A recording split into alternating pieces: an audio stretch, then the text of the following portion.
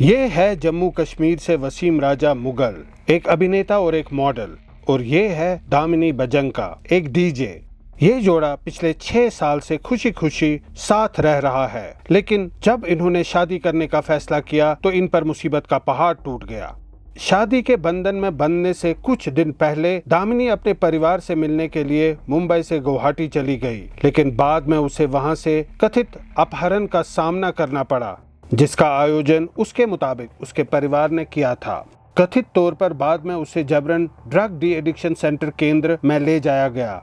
इनका कहना है कि परिवार इसलिए इस शादी के खिलाफ था क्योंकि वो एक हिंदू है और वसीम एक मुसलमान। गाड़ी में मैं जा रही थी, थोड़ा दूर पहुंचे तो मेरे को थोड़ा डाउट होने लगा कि ये किस तरफ जा रहा है ना, तो मैं उसको बोलने लगी कि कहाँ एडवोकेट का ऑफिस इधर का है, तो वो बोलने लगा कि नहीं नहीं इधर है इधर है। थोड़ा आगे जाके तो उसने रोका, फिर गाड़ी, फिर उसने मुझे पकड़ा, पकड़ के मुझे झड़काया, दो चांटे लगाए, और मेरा कजिन ब्रदर भी था उसके साथ ही, उसने भी मुझे पकड़ा और बोला कि कोऑपरेट करो अच्छे से, तुम्हारे अच्छे के लिए ही है, तुम कोऑपरेट करोगी तो सही रहेगा वरना बहुत बुरा हो जाएगा।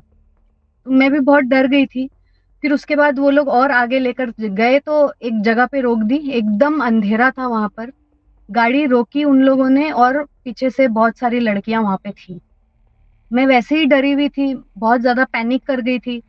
डोर्स उसने लॉक करके रखे थे, मैं कुछ कर नहीं पा रही थी। मैंने कोशिश की कि मैं बाहर निकल जाऊं, दरवाजे खोल लूं, पर ऐसा कुछ हो नहीं पाया। और वो 2 लड़के थे और 7-8 लड़कियां थी वहां पे।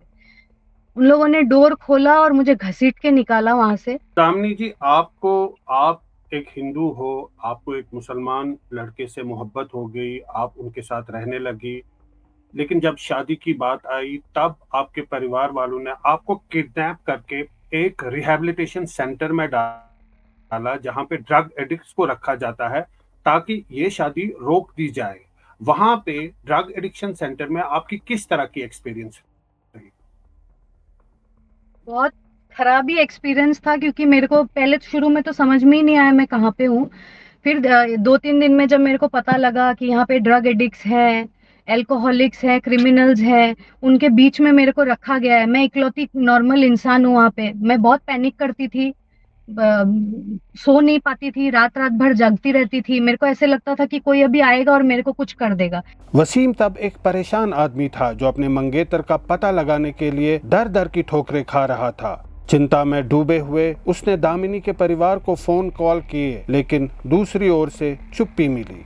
इसके बाद वसीम ने पुलिस से दामिनी को ढूंढने में मदद की गुहार लगाई। उनका दावा है कि पुलिस अधिकारी ने मामले को पारिवारिक मामला बताते हुए उसे बर्खास्त कर दिया। इनके घर वालों को मैं कंटिन्यू कॉल करता था, कंटिन्यू मैं उनको मैसेज करता था, इसके दोस्तों को। ये डीजे हैं बाय प्रोफेशन, तो मैं इनके डीजे दोस्तों को मैंने इंस्टाग्राम पे सब पे डालने की कोशिश की कि आप इनकी मदर से, आप इनके मामा से और आप इनके भाई से क्वेश्चन करके पूछिए कि ये कहाँ पे हैं, इनको जिंदा भी रखा है या इनको मार दिया गया है, क्या किया है इसके साथ में। जितने टाइम ये बाहर मतलब अंदर बंद थी उतने टाइम में ये सब करता रहा। मैंने बहुत मीडिया वालों को, रैंडम मीडिया वालों को मैंने निकाला है ढूंढ ढूंढ के। उनको मैं मैसेजेस करता था। मैं यहाँ पे जुहू में एक बड़ा सा पोस्टर बनाया था जिसमें मैंने लिव डेड और अलाइव करके मैंने एक पूरा कोट लिखा था। अपनी इच्छा के विरुद्ध रिहैबिलिटेशन सेंटर में दामिनी को एक मुश्किल वक्त का सामना करना पड़ा। उनका कहना है कि उन्हें जाने नहीं दिया गया। मकसद साफ था कि उसका परिवार उस पर नियंत्रण रखना चाहता था। रिहैबिलिटेशन सेंटर से उसका परिवार दामिनी को शिलोंग के एक रिजॉर्ट में ले गया। वहां दामिनी ने एक साहस से कदम उठाया और बचाव के लिए वसीम से फोन पर संपर्क किया। तब मुझे समझ में आया कि अभी शायद मैं ये चांस ले सकती हूँ। तो मैंने उनको बोला कि मैं वीडियो तभी बनाऊंगी अगर तुम मुझे एक बार मेरे फियांसे से बात करने दो। पहले तो वो लोग बहुत मना कर रहे थे, वो लोग बोल रहे थे कि नहीं, तुम्हें उसकी क्या पड़ी है, उससे क्यों बात करना है, तुम हमारे बारे में सोचो, हमारी एक फैमिली है छोटी सी, वो खत्म हो जाएगी, हमने जो किया तुम्हें बचाने के लिए किया, या जो कुछ भी है। पर मैं जिद पे अड़ी थी, मैंने बोला कि मुझे एक बार फोन करने दो। तो उन्होंने मुझे मेरी मदर का फोन दे दिया और मैंने उनको बोला कि तुम्हारे सामने मैं नहीं करूंगी, तुम लोग बिल्कुल नीचे चले जाओ, मैं अकेले में बात करना चाहती हूँ। और वो चले भी गए। फिर मैंने इनको फोन मिलाया। फोन करते ही मैंने इनको पूछा कि तुम कैसे हो, ठीक हो कि नहीं। इन्होंने भी बोला कि ये भी बहुत घबराए हुए थे। सडनली मेरी आवाज़ सुनी 3 महीने बाद, ये भी बोलने लगे कि तुम ठीक हो कि नहीं? फिर मैं इनको यही बोल रही थी कि तुम कुछ मत करो, क्योंकि मैं खुद इतनी डरी हुई थी। मेरे को ऐसे लगा कि पता नहीं आगे और क्या हो जाएगा, ये लोग कहाँ बंद कर देंगे, कहाँ रख देंगे मेरे को, या क्या एक्शन लेंगे। और वसीम ने हिम्मत नहीं हारी, वो लड़ता रहा और दामिनी के लिए न्याय मांगता रहा। दामिनी ने एक वीडियो मैसेज के जरिए वसीम तक अपनी आप बीती सुनाई। वसीम ने मेघालय पुलिस से संपर्क किया, जिसके बाद ही दामिनी को बचाया गया।